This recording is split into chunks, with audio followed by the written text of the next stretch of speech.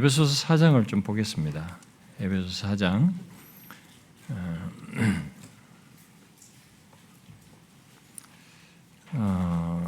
우리 뭐 좀 11절부터 원래 이제 11절 한 절만 읽으면 되는데 내용상으로 연결되어 있으니까 뭐 그냥 시간이 없으니까 제가 11절만 읽습니다. 우리가 16절까지 좀 읽으면 좋겠는데 먼저 여러분들이 다 이해를 가지고 있을 거라고 믿고 먼저 11절만 읽읍시다. 시작. 그가 어떤 사람은 사도로, 어떤 사람은 선지자로, 어떤 사람은 복음 전하는 자로, 어떤 사람은 목사와 교사로 삼으셨으니. 한 군데만 더 보겠습니다. 우리 고린도전서 5장을 보겠습니다. 고린도후서 5장 20절, 21절, 20절, 21절, 아니야, 18, 19절입니다. 18, 19절. 예. 18, 19, 이게 내용상으로 20절까지 좀 쭉 읽어봅시다. 18절부터 20절 함께 읽겠습니다. 시작. 모든 것이 하나님께로서 났으며 그가 그리스도로 말미암아 우리를 자기와 화목하게 하시고 우리에게 화목하게 하신 직분을 주셨으니 곧 하나님께서 그리스도 안에서 계사 세상을 자기와 화목하게 하시고 우리의 죄를 그에게 돌리지 아니하시고 화목하게 하는 말씀을 우리에게 부탁하셨는. 그러므로 우리가 그리스도를 대신하여 사신이 되어 하나님이 우리를 통하여 너희를 공연하신 것 같이 그리스도를 대신하여 간청하노니 너희는 하나님과 화목하라.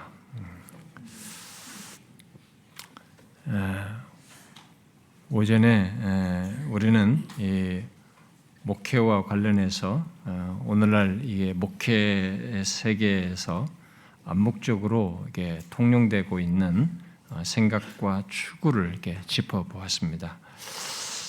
그리고 물질적이고 세상적인 이 성공 개념을 가지고 목회의 성공을 말하며 추구하는 이 보편 인식과 이 현실을 벗어나는 것이 참된 목회를 하기 위한 첫걸음이라고 하는 것을 얘기했습니다. 그야말로 참된 목회를 하기 위해서 먼저 우리들이 참된 목회를 원하는지를 체크하여서 그것이 아닌 이 세상의 목회적 성공 추구를 버리는 것이 전제적으로 선행적으로 꼭 있어야 된다라고 얘기했습니다. 이제 참된 목회, 결국 성경이 말한 목회에 대해서 이제 구체적으로 함께 상고를 해보면 좋겠는데요. 오전에 말한 대로 우리가 따를 하나님의 말씀을 중심으로 해서 어떤 목회학 이론이라든가 다른 그런 이론적인 게 아니라 하나님의 말씀을 중심으로 해서 우리에게 꼭 있어야 할 몇 가지를 이 시간 생각을 해보면 좋겠습니다. 먼저 참된 목회의 길을 가기 위해 우리가 생각할 것은요. 오늘 먼저 에베소 4장에서 읽었던 것처럼 목회직이 목사와 교사직임을 아는 것입니다. 목사와 교사로 이렇게 했잖아요. 바울은 먼저 에베소 4장 11절에서 그리스도께서 교회에 주신 특별한 사람들을 말하는 가운데 끝부분에서 목사와 교사를 주셨다 이렇게 말하고 있습니다. 여기 언급된 직임들은 모두 그리스도께서 교회를 세우고 하나님의 말씀을 사역하여서 성도들을 교회 안에서 봉사하도록 돕기 위해서 특별한 은사를 주어 세운 사람들을 얘기하죠. 이들 중에 우리가 이제 주목할 것은 이제 목사와 교사입니다. 여기 언급된 은사 있는 사람들의 공통점은 하나님의 말씀을 선포하고 사람들을 이끌 책임을 가지고 있는 사람들인데요. 물론 이제 거기에 목사와 교사도 함께 포함됩니다. 근데 보통 학자들은 여기 목사와 교사를 하나로 묶어야 한다고 이게 묶어서 보아야 한다고 말을 합니다. 왜냐하면은 우리 번역에서 보듯이 이렇게 앞에 직임들 각자에는 어떤 사람은 이렇게 하면서 이제 헬란말로는 다른 단어를 쓰고 있습니다. 거기에 해당하는 말을 쓰고 있습니다만 어떤 사람을 이렇게 붙여서 말하다가 목사와 교사는 함께 이게 한 어떤 사람은 하나에 묶어서 이렇게 말하고 있기 때문에 그렇죠. 그렇다고 이제 목사와 교사를 동일화해서 똑같은 사역을 하는 것으로 생각해서는 안 된다는 것입니다. 그럼에도 바울이 여기 이 묶음을 통해서 목사에게 연관을 시키는 거죠. 목사에게 가르침의 은사가 있어야 하는 것으로 말한다고 이제 일반적으로 설명을 합니다. 그러므로 우리가 이제 목회를 생각할 때 그 속에는 이 목사와 같은 사역, 여기 이제 목자입니다. 이제 나중에 설명하겠습니다. 목자와 같은 사역과 가르치는 사역이 함께 있다는 것을 말해주고 있는 것입니다. 제이 아담스는 여기 목사와 교사를 함께 묶은 것에 대해서 이 말은 한 직임을 받은 한 사람의 두 가지 특징인데 분리될 수 없는 기능임을 말한다. 이렇게 설명을 했습니다. 그리고 바울은 실제로 자기와 함께한 자들의 사역을 말할 때 자신들 안에 이 두 가지 특징이 있다는 것을 성경에서 말합니다. 골로새 1장 같은 경우에서 우리가 그를 전파하여 각 사람을 권하고, 이것은 이제 목자로서의 사역이고, 그리고 이어서 각 사람의 가르침은 이렇게 말했을 때 이것은 가르치는 사역을 말하는 것이죠. 그러므로 목회를 말하려면 이 두 가지 사역을 연결해서 생각해야 된다는 것입니다. 이제 그것을 염두에 두고 이제 목사를 이제 생각해 보면 좋겠습니다. 오늘 본 말씀에서 조금 전 읽었던 이 에베소 4장 11절에서 목사는 문자적으로 이제 목자를 얘기해요. 셰퍼드를 얘기해요. 목자를 말하고 있습니다. 그러므로 이 말에 대해서 이제 목회가 결국 뭐냐? 목자가 양을 치는 것과 같다는 것을 우리에게 말해주고 있는 것입니다.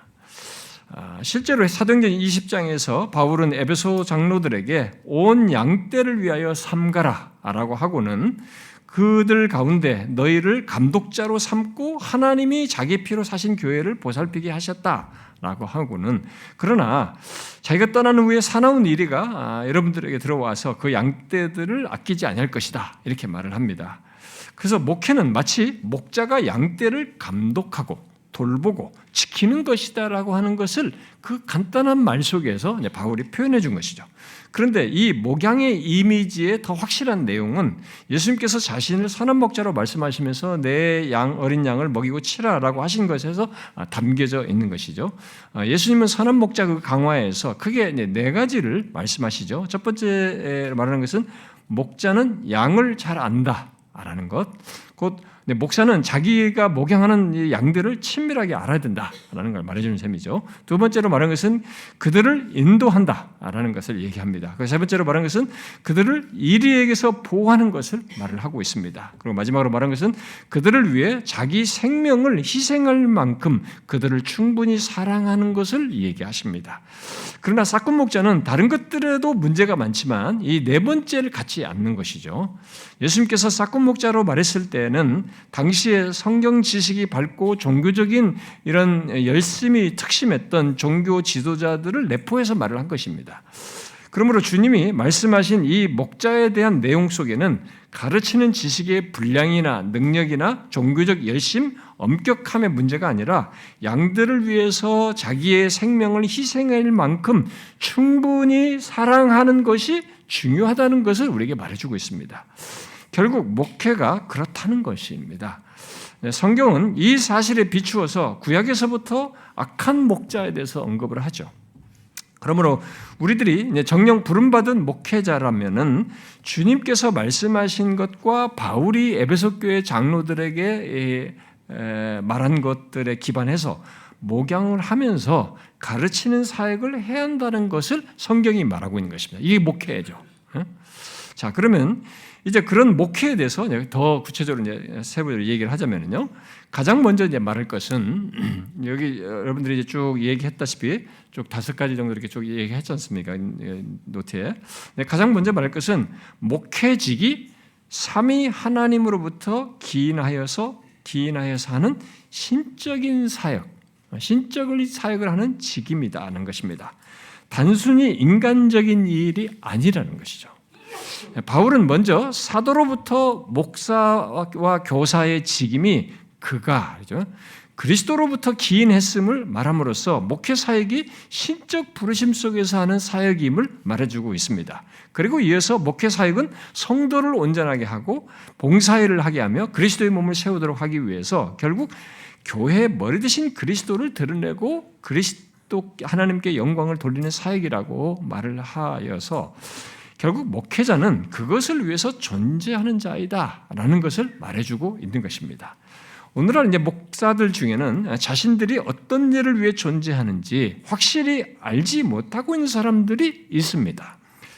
바울은 에베소 4장에서 말한 것, 곧 목자와 교사 직임을 목회 사역으로 이게 말을 하고 있는 것을 잘 우리들이 알지를 못한다는 거죠. 특별히 이제 고린도후서 5장 같은 거 우리가 읽었잖아요. 고린도후서 2장에서는 목사와 교사로 말한 이것에 해당하는 이런 목회 사역을 어떤 식으로 얘기를 하냐면, 조금 전에 우리 읽었잖아요. 모든 것이 하나님께로부터 났으며 그가 그리스도로 말미암아 우리를 자기와 화목하게 하시고 또 우리에게 화목하게 하는 직분을 주셨다라고 말합니다. 저는 성경에서 목회 사역과 관련해서 이보다 더 고귀하고 영광스러운 표현을 할 수 있을까 싶습니다. 고린도후서 5장만큼요.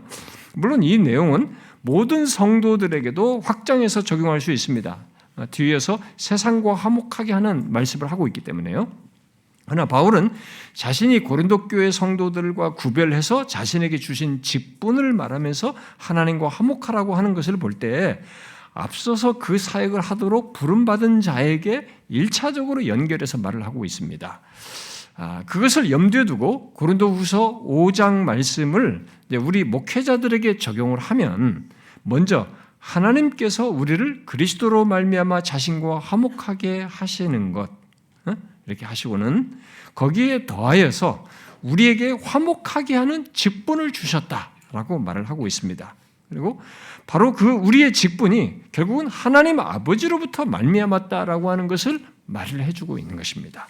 그리고 하나님은 계속 이어서 말한 대로 화목하게 하는 말씀을 우리에게 부탁하셔요. 그래야 해서 그리스도를 대신하여 사신이 되어 하나님이 우리를 통하여 너희를 권면하신 것 같이 하나님과 화목하라라고 권면하는 직분을 준 자들로 말을 하고 있습니다. 저는 이것이 목사의 정체성을 말하는 최고의 내용이라고 생각합니다. 생각해 보십시오. 이 땅에 태어나서 살아가는 우리들 말이죠. 피조물이잖아요. 멸망할 우리들입니다. 죄로 시작해서 죄로 가득 찬 우리 존재입니다. 그런 우리를 하나님께서 그리스도로 말미암아 나를 하나님과 화목하게 하시고는 거기에 더해서 우리를 목사로 불러 화목하게 하는 직분을 주니, 이 직분과 함께 화목하게 하는 말씀을 우리에게 부탁하셔요. 그리고 그리스도를 대신하는 사실대로 하나님과 화목하라는 권면을 하는 자로 세우셨어요. 저는 이 부분을 뒤에 제가 다시 언급을 강조하겠습니다만, 먼저 목사가 어떤 일을 위하여 부름받은 존재인지부터 이 말씀을 통해서 우리가 명확히 해야 된다 생각합니다. 내가 그리스도로 말미암아 화목한 것을 넘어서서 이 세상의 수많은 사람들을 하나님과 단절된 상태에서 멸망으로 나아가는 수많은 사람들을, 그들을 하나님과 화목하게 하는 영광스럽고 복된 일을 전적으로 하도록 세움받은 자들이다라고 하는 것을 우리가 기억해야 된다는 것입니다. 여러분, 우리가 이 사실은 생각만 해도 너무 영광스러운 직분 아닙니까? 우리가 하는 이 신적인 일이잖아요. 이것은 어마어마한 일입니다. 정말 하나님의 일이죠. 하나님이 하실 일입니다. 이 신적인 일이죠. 이 세상의 그 어떤 기관도 하지 못할 일입니다. 그런 것을 우리에게 하게 하시는 것만으로도, 특히 내가 하는 사역의 배경과 그 일로 부르신 하나님이 계시고 또 그리스도를 대신하여 하나님과 화목하도록 권하는 이 사역을 하는 것, 이 사실만으로도 사실은 우리는 가슴 벅찬 일입니다. 우리가 이런 것들을 실체로서 자기가 이해하고 그것을 자신에게서 이 가진 것에 대한 그 실체를 자기가 먼저 내적으로 신앙적으로 확신이 안 됐을 때는 이것이 지식적으로 들릴지 모르지만, 이것의 실체를 진짜 정말로 하나님이 이런 어마어마한 일을 나에게 맡겼다는 것을 알게 된다고 하면 이 사실만으로도 우리는 가슴 벅찬 일입니다. 저는 비록 목회 속에 힘든 일이 있다 할지라도 하나님과 원수된 자들을 하나님과 화목하게 하는 일의 이 직분과 그 사역 자체가 그리스도를 대신하여 하는 하나님의 사역이라는 것만으로도 한없이 영광스럽게 여겨지는, 정말 이것만으로도 가슴 벅차고 감사하게 되는 일이라고 생각합니다. 어떤 사람은 우리가 힘든데 힘든 것 자체만 생각하면 이런 생각이 안 들 수도 있어요. 그러나 아니에요. 그건 부차적이에요. 지나가는 거예요. 이런 일 자체가 나에게 생겼다는 거예요. 나에게 이런 것이 주어졌다는 것 자체가 이건 어마어마한 얘기입니다. 이것은 신적인 일이란 말이에요. 하나님과 우리가 관계 속에서 생겨난 일이란 말입니다. 사람들이 부여한 일이 아니란 말이에요. 그렇기 때문에 이건 어마어마한 얘기입니다. 그래서 여러분 자신을 생각할 때 바로 이것을 위해서 부름받은 자라는 것에서 목회자인 자신의 가치와 영광과 복됨을 생각을 하셔야 됩니다. 목회자는요. 그 직분을 단 1년만 한다 할지라도 아니 몇 달만 한다 할지라도 그것은 진실로 영광스러운 일인 거죠. 목회는 자신이 이런 자라는 것, 이런 일을 위해 존재하는 자라는 자기 정체성 속에서 하는 것이고 또 그러해야 하는 것입니다. 목회는 그렇게 해야 되는 거야. 이런 정체성을 가지고 해야 되는 것입니다. 이것에 확신이 없으면 목회는 다 무기력해져요. 그리고 방법에 의존하게 되고 나를 만족시킬 다른 수단을 자꾸 찾게 됩니다. 여기서 제가 그래서 오전에도 얘기했던 거 다시 얘기한다는 이겁니다. 계속 뒤에 가서 또 얘기할 건데 이것이 너무너무 중요한 것입니다. 그래서 이 찰스 브리지스는 고린도후서 5장에서 말한 이 직분을 말하면서 이 거룩한 직분은 하나님의 거룩한 삶 위 각각으로부터 나왔다라고 하면서 이 직분이 얼마나 고귀하고 특별한지를 쭉 계속 얘기합니다. 그러므로 이 사역 속의 그 외적인 것이 어떠냐 하는 것에 앞서서 우리는 이것부터 확고히 하는 것이 좋다고 봐요. 여러분들이 목회에 대해서 생각하려고 하면은 이것부터 명확히 해야 된다. 바로 우리의 그 영광스럽고 복된 이 정체성부터 기억을 하고 거기에서 확신하여서 목회 사역을 감당하고자 해야 된다. 어마어마한 것이 내게 있다라는 것부터 잊지 말아야 돼요. 이것이 우리들이 참된 목회를 할 수 있고 또 계속해 나갈 수 있는 1차적인 근거예요. 가장 중요한 사실입니다. 여기서부터 우리의 모든 힘을 얻기 때문에 이 부분에서 명확해야 된다. 이것으로 자기의 모든 목회자로서의 사역을 할 때마다 여기서 다시 힘을 얻고 다시 여기서 출발해야 돼.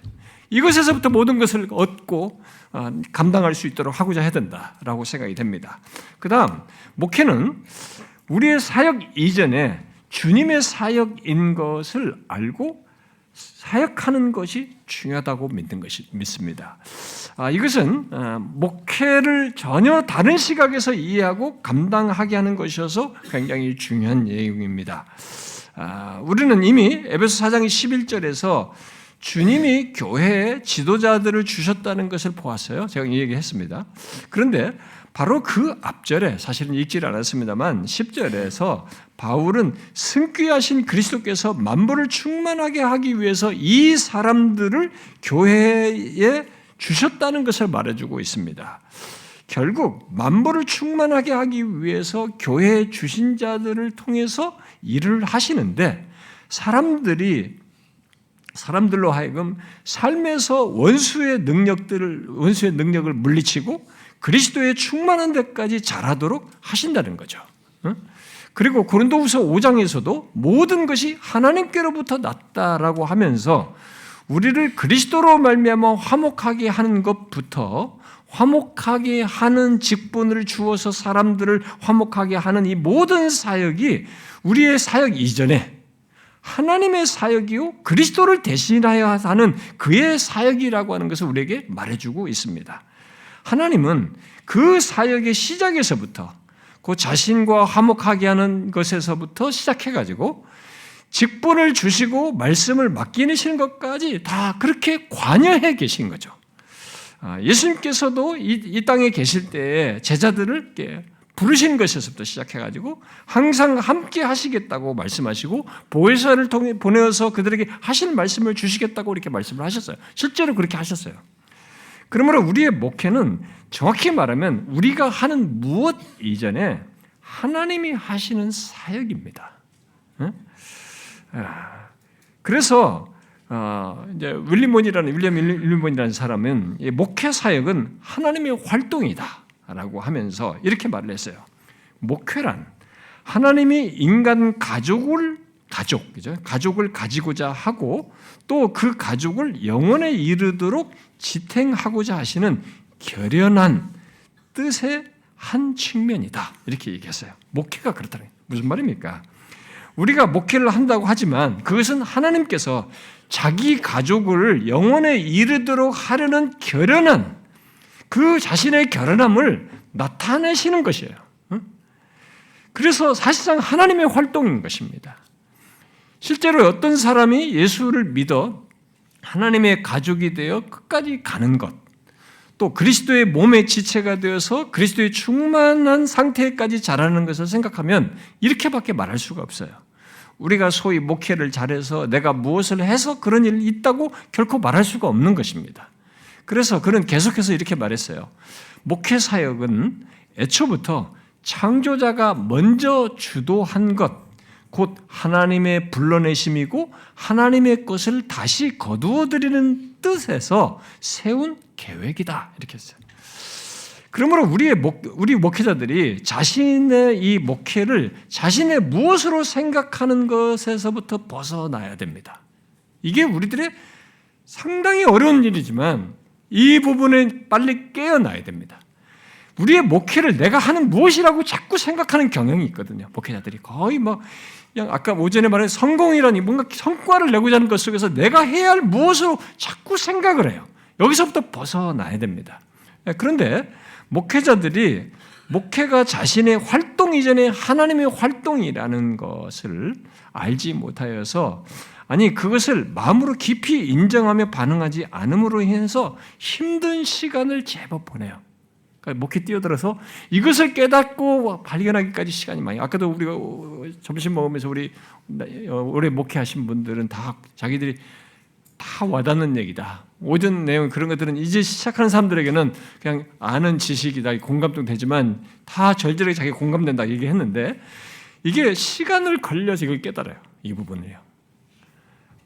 많은 목회자들이 여기서 많은 시간을 걸립니다.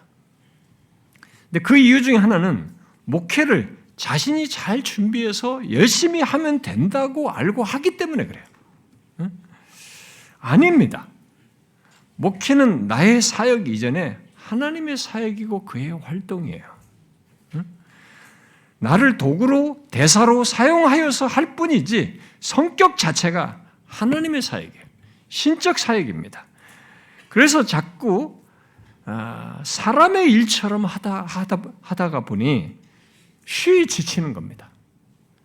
마치 사업하듯이 하다가 스스로 지치고 넘어지는 거죠. 여러분 잊지 마십시오.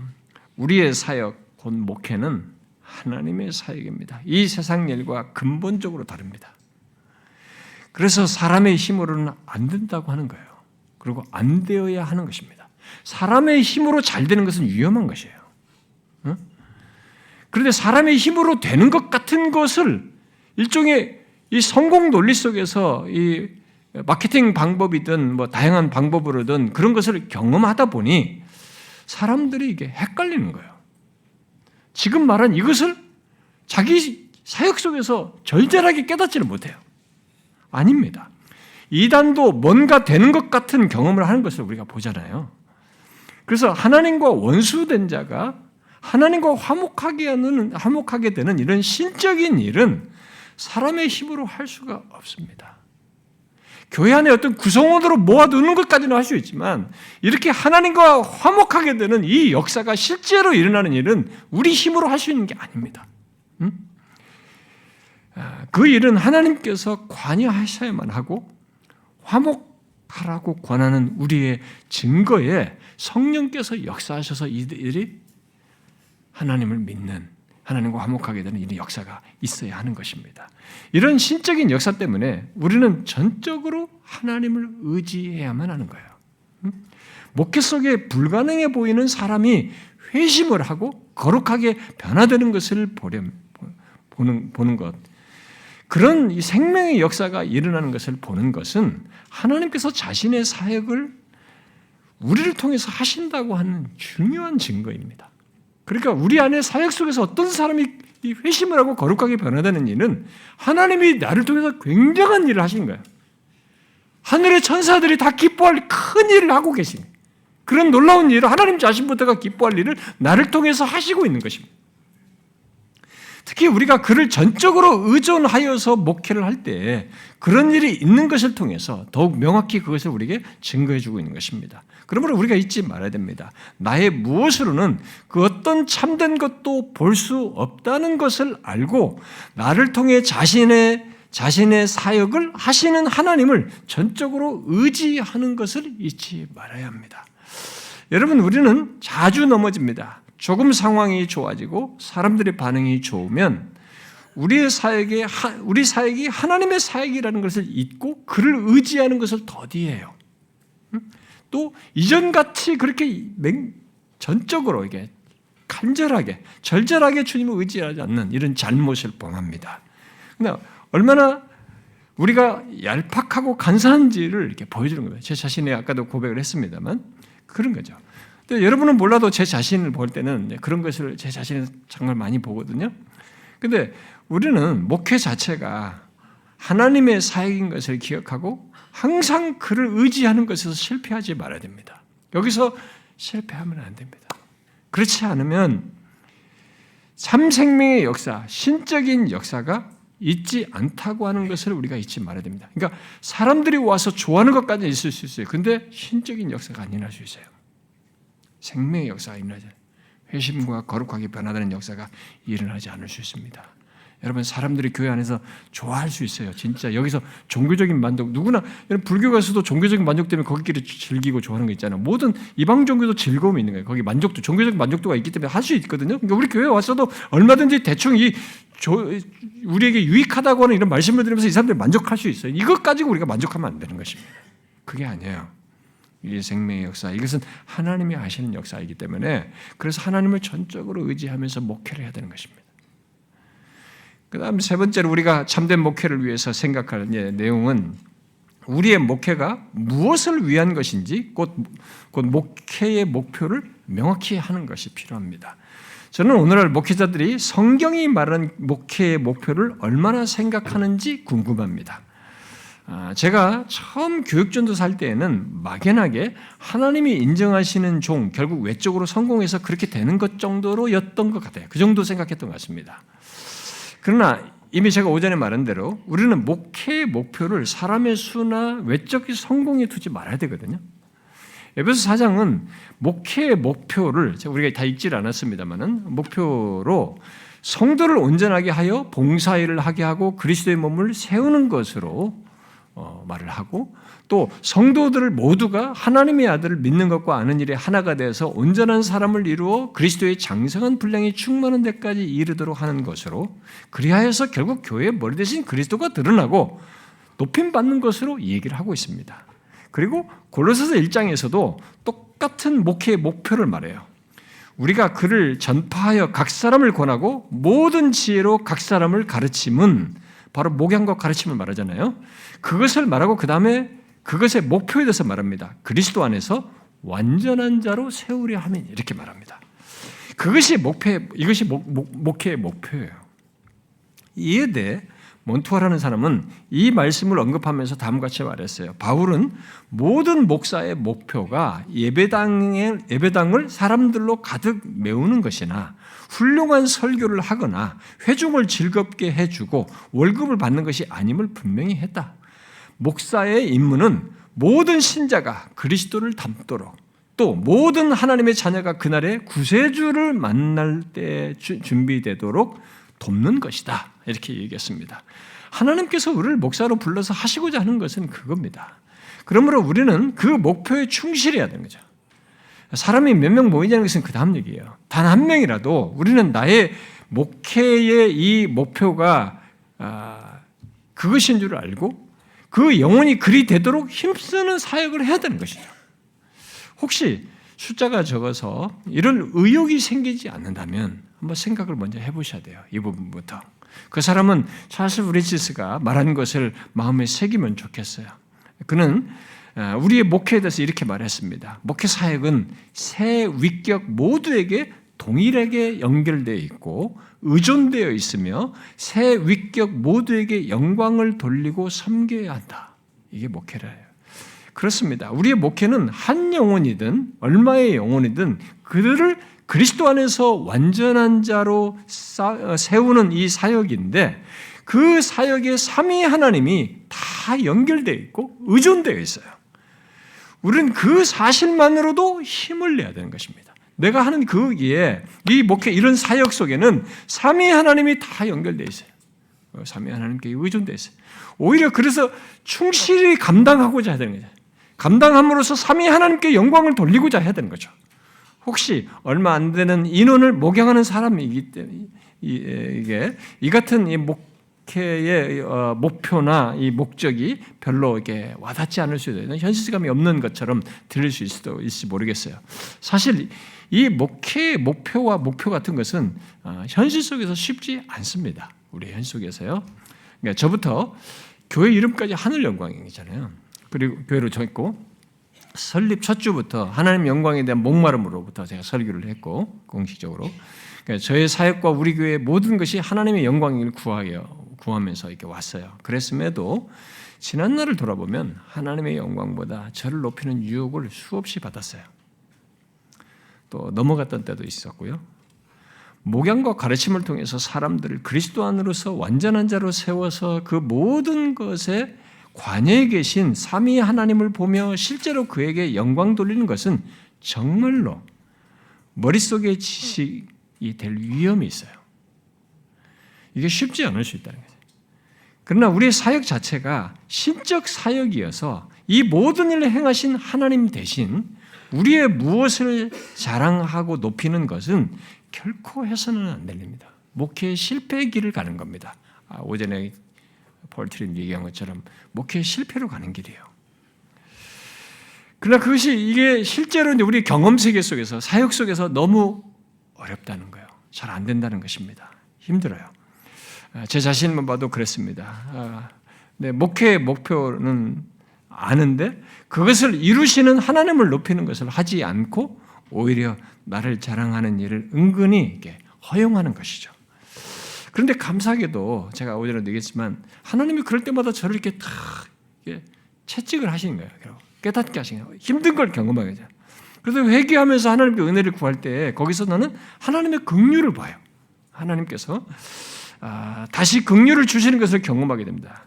그래서 의외로 이런 일이 빈번했다는 것이 저에게는 참 아픈데도 그래서 제가 미래를 예측하기 어려워요. 이런 사역을 하면서 이런 답을 명확히 하지만 이런 목회가 분명히 가야 할 목표인데도 이 목회가 쉽지 않다. 쉽지 않아요. 우리의 목회의 목표, 이 목적으로 하나님께 영광을 돌리는 것이 있는지를 체크하는 문제가 그래서 꼭 필요한데 이 씨름을 지식으로가 아니라 현장에서 하셔야 돼요. 우리 사역의 현장 속에서 모든 것을. 그래서 여러분 목회자 여러분들이 우리의 목회의 이 궁극적인 목적 다른 것을 우리 머릿속에 그리면 안 되고요. 숫자든가 어떤 다른 사람들이 좋은 사람들이 잘 잘하고 뭐 어쩌고 이런 것을 그리지 말고 이 궁극적인 목적 하나를 항상 머릿속에 그려야 됩니다. 그리고 그 머릿속에 그리는 것이 사역의 현장에서 보고자 해야 돼요. 하나입니다. 우리는 사업가가 아니에요. 비즈니스맨들이 아닙니다. 우리는 오직 한 목표를 두고 사역하는 자들이에요. 새 위격 모두에게 영광을 돌리는 사역을 위해서 부름받았어요. 하나님은 이 부분에 대해서 양보가 없습니다. 그러니까 하나님의 영광을 드러내고 하나님의 행하신 걸 드러내면서 하나님의 영광을 돌리도록 세움받은 목사인데 그 자리에서 가장 그것을 중요하게 해야 할 자리인데 거기서 내 숟가락을 하나님 영광의 상에다 올린다라고 생각해보라요. 하나님이 굉장히 싫어할 일을 하는 거예요. 가장 중요한 자리, 그것을 앞서서 하라고 한 세운 자인데 가장 해로운 일을 하는 거죠. 우리가 이사야서 말씀과도 작년에도 인용했습니다만 이사야 42장에 그러잖아요. 나는 여호와니 이는 내 이름이라 나는 내 영광을 다른 자에게 내 찬송을 우상에게 주지 아니하리라 이렇게 말씀하시면서 또 48장에서도 내 영광을 다른 자에게 주지 아니하리라 이렇게 말씀을 반복하셔요. 하나님은 자신이 행하신 모든 것에 대해서 자신의 영광을 다른 이가 갖도록 허용하지 않습니다. 그러니까 우리 교회 안에서 일어나는 모든 역사, 어떤 화목하게 하는 생명의 역사는 이건 전적으로 하나님이 하신 일이에요. 여기서 있는 내가 보는 교회 안에서 모든 현상은 전적으로 하나님이 관여해 계신 거예요. 삼위가 다 관여되어서 이 한 존재가 있는 거거든요. 그런데 거기에 내가 숟가락을 올리는 거야. 이게 얼마나 큰 잘못을 하는 것입니까? 하나님이 싫어하시는 거예요. 그래서 하나님이 우리를 흔드는 겁니다. 안 흔들면 비정상인 거예요, 그 사람은. 나는 그게 하나님의 사랑의 표시다고 믿어요. 흔드는 게 맞다는 거예요. 그래서 에베소 4장에서 사역자들을 교회에 주어서 목양을 하고 그리스도의 몸을 세우는 것을 이렇게 말씀을 하시면서도 그리스도께서 교회의 머리 되신 것을 이렇게 말하는 것도 같은 맥락이죠. 그리스도의 몸인 교회의 모든 것은 머리로부터 연결되어 있어요. 각 마디가 다. 그러니까 머리 대신 그리스도부터 연결돼서 결합해서 모든 것에 교회 안에 있는 것들이 다 유기적인 것이 가능하고 이들이 움직이고 역사되고 헌신하고 반응하고 이런 성장하는 이런 일이 모든 것이 가능하고 있는 것입니다. 그렇기 때문에 그리스도께서 교회의 머리로서 다스려서 있는 일이기 때문에 궁극적으로 누가 드러나야 되냐면 그리스도가 드러나야 돼요. 우리가 드러나서는 안 되는 것입니다. 그러므로 우리의 이름과 영광이 설 자리가 없습니다. 비록 성도들에게 항상 보이는 얼굴은 우리죠. 목사이잖아요.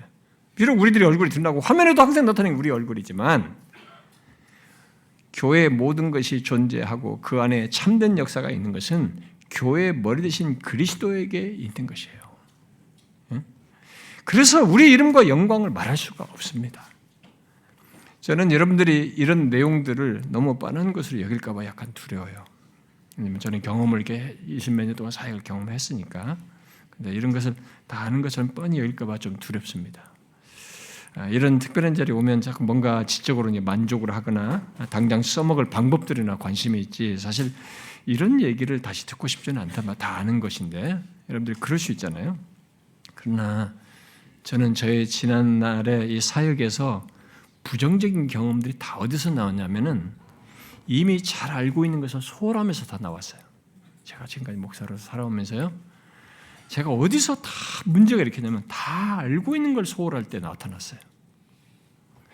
수없이 교만을 경계해도 겸손을 말했어도 그렇게 해도 거기서 교만이 나오고 수없이 사랑을 말해도 그리고 하나님의 영광을 말해도 말은 거기서 소홀하면서 제가 반대되는 것을 가졌습니다. 하나님 면전에서 진실하고 싶다고 했지만 그렇게 많이 말했던 것이 저의 거기다 소홀하면서 부정적인 것을 제가 도출했어요.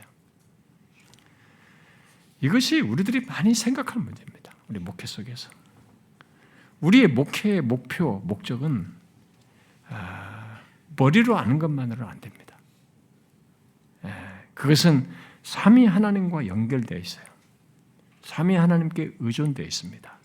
난 찰스 브리지스가 이런 말을 왜 했어요? 너무 탁월한 얘기를 이 사람이 잘 해놨다. 너무 정확한 얘기를 했다.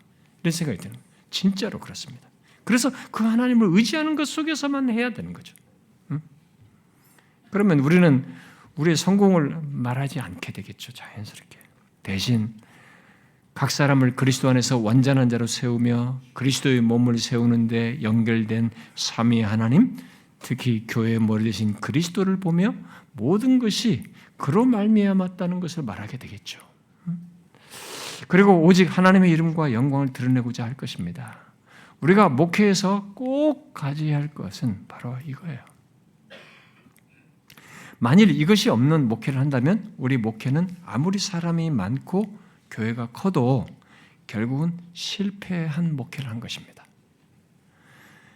그러므로 이 목회의 목표와 목적을 잊지 말아야 됩니다. 잠시라도.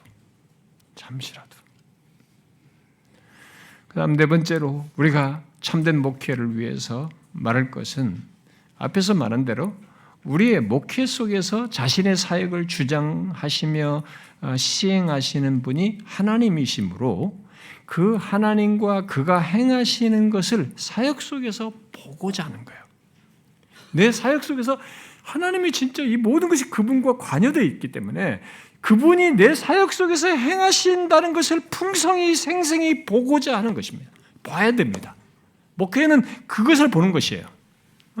제가 이미 말한 대로 우리의 목회는 하나님 없이 정상적으로 이 목회의 어떤 내용들을 가질 수가 없습니다. 정상적이라면 관여해 계시기 때문에.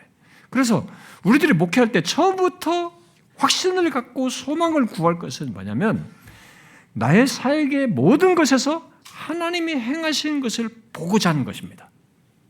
제가 우리 교회 사역자들을 처음에 면접할 때 그런 얘기 하거든요. 각 파트 맡길 때 당신이 지금부터 사역 파트를 맡을 때 다른 것보다 당신을 통해서 하나님이 나를 통해서 사역하시는 것을 하나님이 행하시는 것을 꼭 보고자 해라. 당신이 사역할 때 이걸 보는 것이 다음 미래에도 그대로 중요하다. 당신이 사역하는데 나를 통해서 하나님이 행하시는 걸 못 보면은 다음에 기대치가 없다. 그리고 엉뚱한 것을 자꾸 집착하게 된다. 아, 하나님이 이렇게 하시는구나. 그걸 생생히 봐야 된다. 이건 하나님이 하시는 일이에요. 그러니까 이것을 못 본다는 것은 못 보는 사람이 좀 우리가 하나님을 의지하지 않거나 뭔가 다른 방법을 쓰거나 뭔가 문제가 있는 것입니다. 이건 하나님이 하시는 사역을 보고자 해야 됩니다. 이것은 제가 우리 교회를 이제 개척할 때에 미래가 어찌 될지 알 수 없는 조건에서 항상 마음에 품고 이렇게 구했던 것이기도 합니다. 저는 그 믿음을 가지고 두 가지를 견디었습니다. 하나님께서 행하시는 걸 보고자 하는 마음에서 두 가지를 견지했어요. 하나는 소극적인 차원에서 사역의 모든 것 속에서 이적인 것들을 배제하는 것을 제가 시도했어요. 그걸 안 갖겠다. 그런 시도를 했고 또 다른 하나는 적극적인 차원에서 항상 하나님의 면전에서 모든 것을 행하고 그의 임재를 의식하여서 구하는 가운데 정녕 하나님이 하셨다고 하는 것을 보고 싶다라는 것이었어요. 그런데 교회 개척에서 이 적극적인 것은 상대적으로 이제 덜 어렵게 여겨졌습니다. 제가 이렇게 충성스럽게 열심히 그렇게 하나님의 뜻 따라 하고 순종하면서 가리라라는 것이니까 상대적으로 덜 어렵게 여겨졌어요. 그러나 이 소극적인 것, 곧 하나님의 일하심을 보기 위해 그것을 방해하는 인위적인 것을 배제하는 것은 계속 제 마음을 힘들게 했습니다.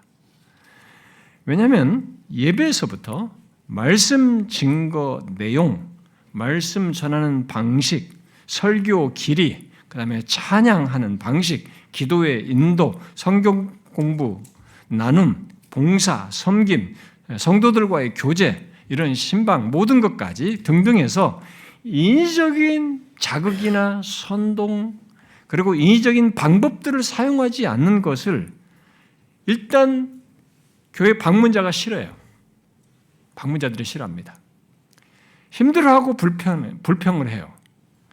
그러니까 그러면서 어떤 사람은 진짜 떠나요. 얼마 있지 않다 떠나는 것입니다. 그러니까 그런 가운데 말씀까지 제가 재미있게 하는 스타일도 아니고 사람들 하기 때문에 뭐 어렵다는 얘기도 종종 듣기 때문에 그들을 붙잡기 위해서 사람들에게 맞추고 싶은 유혹이 참 어떤 개척할 때 한 사람이 귀하잖아요. 근데 어떤 순간순간 그런 것들이 유혹을 받았어요. 그래서 저의 사역에서 이 이의적인 것을 갖지 않고 하나님께서 행하신 것을 보고자 한 저의 이 마음은 종종 흔들렸어요. 저는 그것이 얼마나 힘든지 지난 25년 동안 우리 교회 개척해서 우리 교회에서 경험해 왔습니다. 그런데 여기 계신 목사님들도 많은 유혹을 받고 있고 이미 그 유혹에 넘어가서 인위적인 방법들을 사용해서 한 사람이라도 더 얻으려고 애쓰는 사람들이 제법 있을 거라고 저는 생각이 돼요.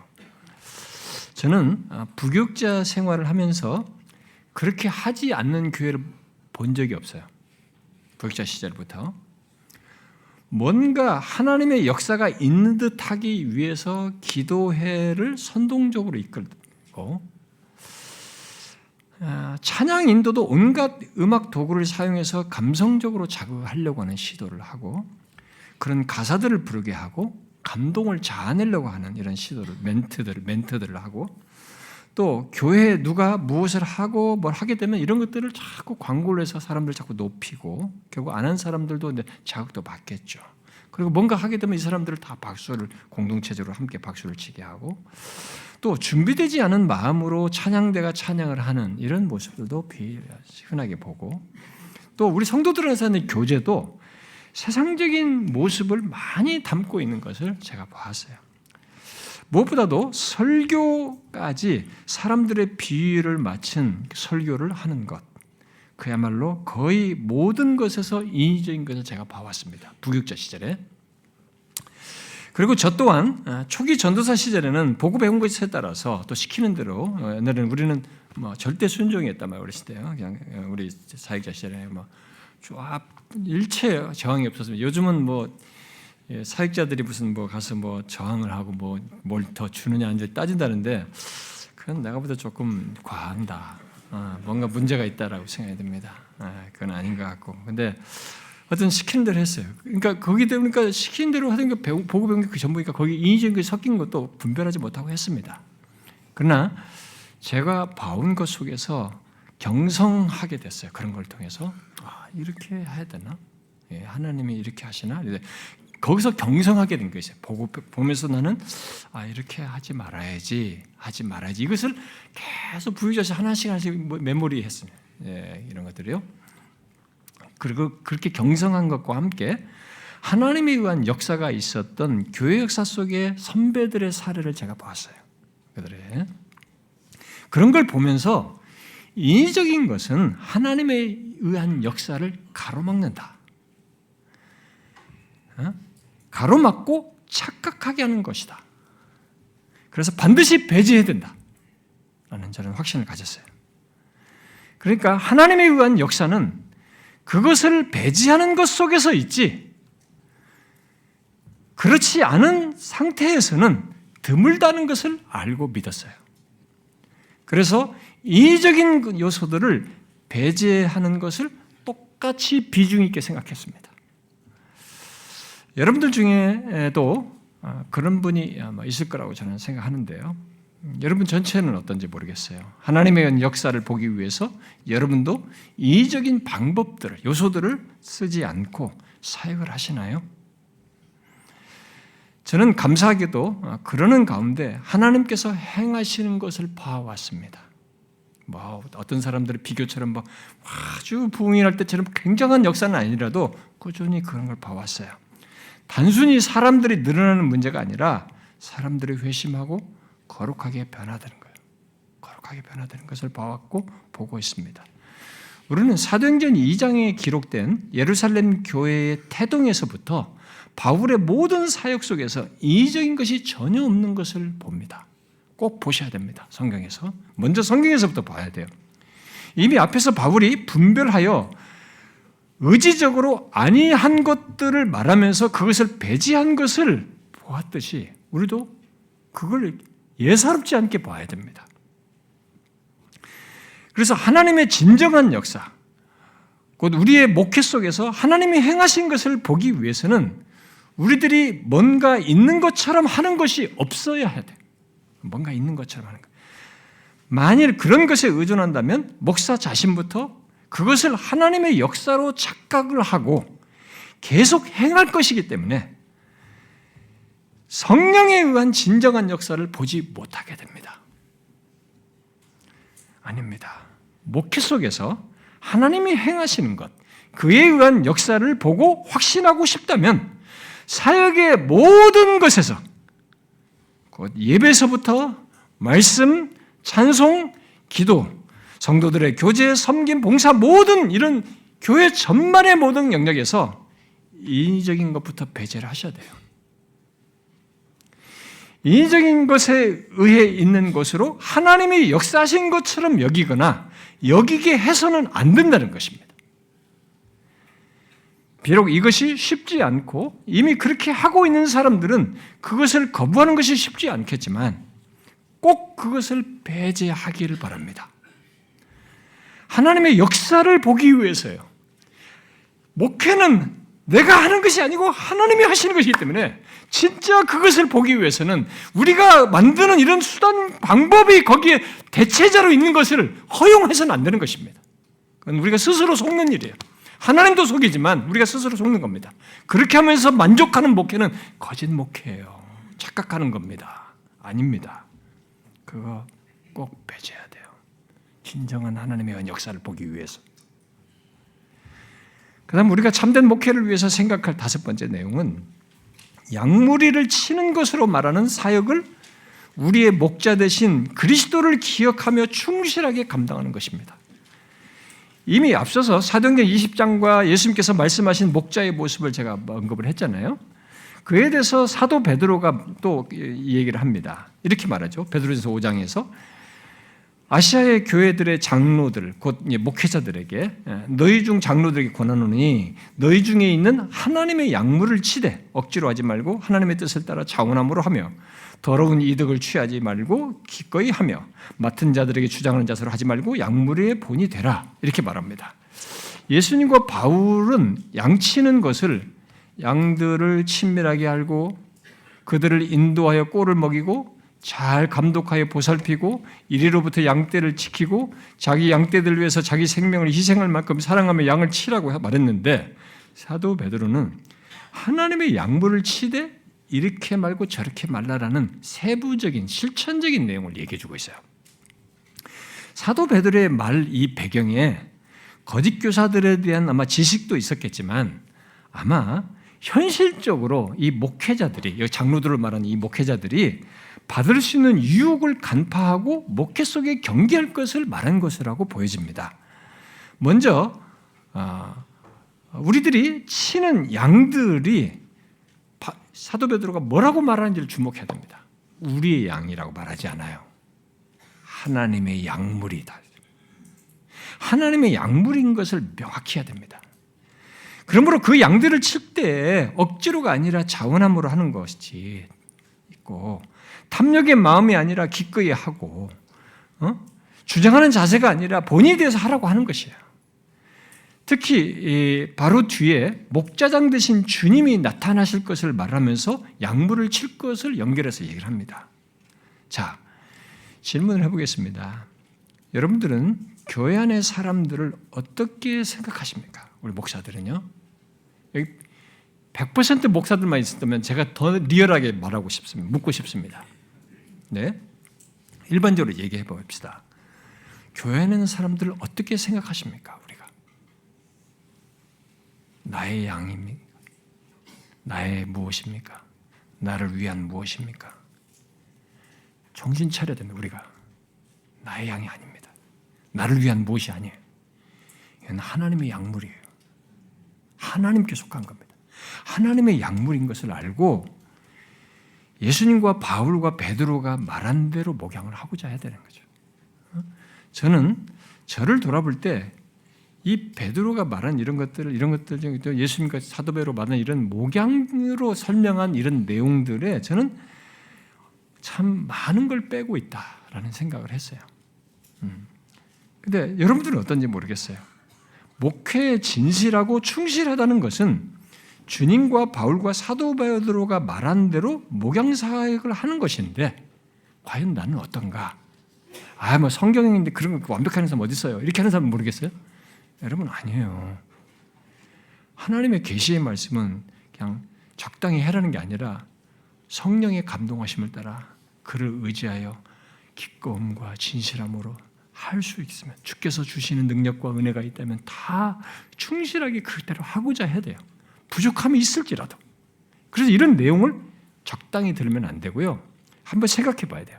예수님과 바울과 베드로 사도가 말한 것들을 대충 넘기지 말고 꼭 가져야 할 내용, 우리 목회로서 꼭 가져야 할 내용으로 생각을 해봐야 돼요. 제가 여러 가지로 설명했으면 세 가지로 요약할 수 있겠습니다.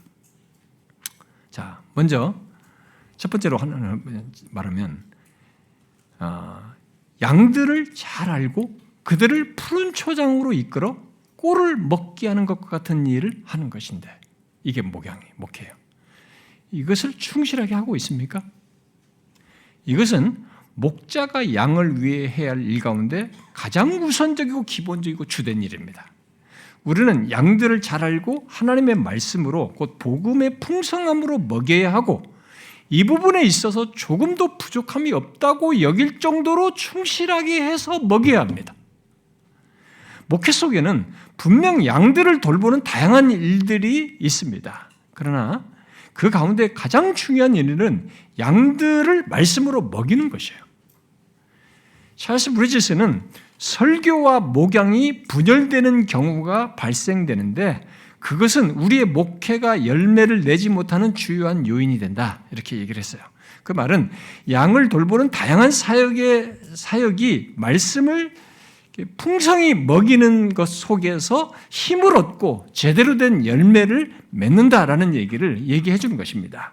이런 사실 때문에 브리치스는 목회의 중요한 지렛대는 설교다 이렇게 얘기를 한 거예요. 그러니까 열심히 양들을 돌본다고 하면서 성도들과 중요한 관계를 갖고 다양한 섬김과 활동을 하는 것 등 이런 것들은 어디까지나 양들의 영혼을 마음의 꼴로 채우는 것 속에서만 가치가 있고 바른 열매를 갖는다라는 것입니다. 우리들이 아무리 다른 것을 잘해도 말씀으로 하나님의 양물을 채워주지 않는다면 그들은 꼴을 먹지 못한 양들과 같아서 굶주리는 상태에 있게 됩니다. 결국 그 목사는 하나님의 양물, 내 양이면 내 새끼 좀 굶주리겠다면 괜찮아요. 근데 하나님의 양물을 굶주리게 한 목자가 되는 거예요. 윌리엄 스틸 목사는 목자장을 모신 하나님의 양물을 돌보는 목자로서 양무리를 푸른 초장으로 이끌어 그들을 먹이는 것이 목자의 본업이다라고 하고는 설사 양들이 먹으려고 하지 않더라도 그들을 먹이도록 부름받았다. 어떻게 해서든 목자는 먹여야 되는 거예요. 안 먹겠다는 사람조차도 먹여야 되는 거예요. 이게 목자의 본업이라는 거죠. 그리고 계속 그 같은 목양은 성령의 능력 안에서 행하는 하나님의 말씀 사역을 통해서 이루어진다. 이렇게 말했어요. 아마 우리 중에 이 사실을 모르는 사람은 없을 것입니다. 그러나 현실은 나름 목양을 열심히 하는데 양들이 굶주린 모습을 보아요. 이게 우리들이 가지고 있는 기이한 현상입니다. 목사들이 뭔가 나름 열심히 해요. 근데 양들이 굶주려 있어요. 그래서 이리저리 방황을 하면서 엉뚱한 꼴을 찾아 헤매요. 그러다가 이단들이 주는 해악스러운 꼴을 먹는 거예요. 이 사람들이 교회를 안 다녔던 사람들은 모르겠는데 교회를 다녔던 사람들이에요. 그것은 우리 목사들이 뭔가 잘못하고 있다는 증거입니다. 바로 이 목회 속에서 꼴을 먹이는 데 있어서 우리가 뭔가 제 역할을 못하고 있다는 거죠. 본업에 충실하지 않고 있다는 겁니다. 이런 사실을 안 제퍼슨은 이렇게 말했어요. 목사가 설교단에 설 때 그는 양들에게 목자로서 꼴을 먹이는 것이다. 그러므로 모든 목사들이 이것을 염두에 둔다면 많은 설교가 지금과는 다를 것이다. 이런 얘기예요. 이 말은 무슨 얘기입니까? 어떤 목사들은 자신이 강단에 설 때 지금 양들에게 필요한 이들이 지금 안 먹으면 안 되는 꼴을 먹이고 있다는 생각을 안 하고 설교를 한다는 거예요. 그런 식의 생각을 갖고 준비를 해서 먹여야 되는데 그런 생각을 안 하고 삽니다는 거예요. 그런 맥락에서 우리가 질문을 해봐야 되는 겁니다. 그것을 알고 양의 꼴이 될 만한 말씀을 잘 준비해서 이들은 오늘 먹어야 돼요. 이번 주에 먹어야 됩니다. 그렇지 않으면 그 못 먹은 그 영혼의 상태가 빈 것이 내가 다른 걸로 채워요. 죄된 유혹을 채워도 뭔가 만족되지 못한 것을 채우려고 다른 것을 덤빈단 말입니다. 굶주린 상태가 된단 말이에요. 이 강대상이 바로 매일같이 그런 꼴이에요. 매일 먹이는 그 양식을 주는 자리와 같다는 겁니다. 그런 맥락에서 우리의 설교를 한번 생각해 봐야 돼요. 우리의 설교는 어떻습니까? 양들의 영혼을 살찌우는 꼴을 먹이고 있는 것입니까?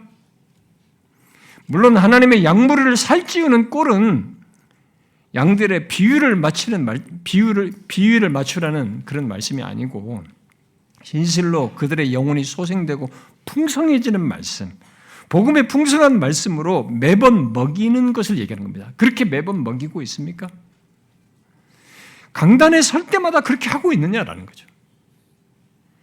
그리하여서 영혼들이 그리스도 안에 있는 자신들의 이 복됨을 보고 매일 먹이는 그 꼴을 볼 때마다 자신이 얼마나 복된 자인지, 자기가 그리스도 안에서 얼마나 큰 은혜를 입은 자인지 이런 것을 알고 그것을 해서 온전하게 되고 풍성해져서 봉사일을 하고 그리스도의 이 장성한 분량까지 자라나는 이런 역사가 있느냐라는 거죠.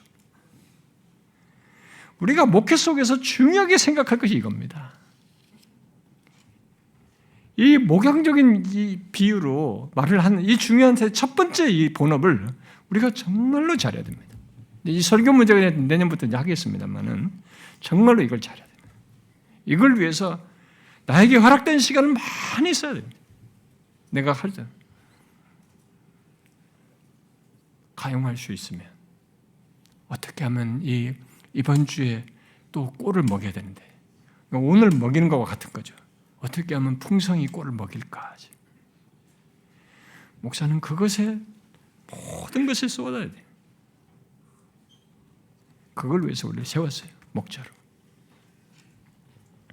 그 다음에 이 목자와 관련해서 두 번째로 말하는 것은 그런데 하나님의 양물을 치는 것 속에는 양들을 잘 알고 인도하여 꼴을 먹이는 것만 있지 않고 또 다른 것이 있다는 거죠. 뭡니까?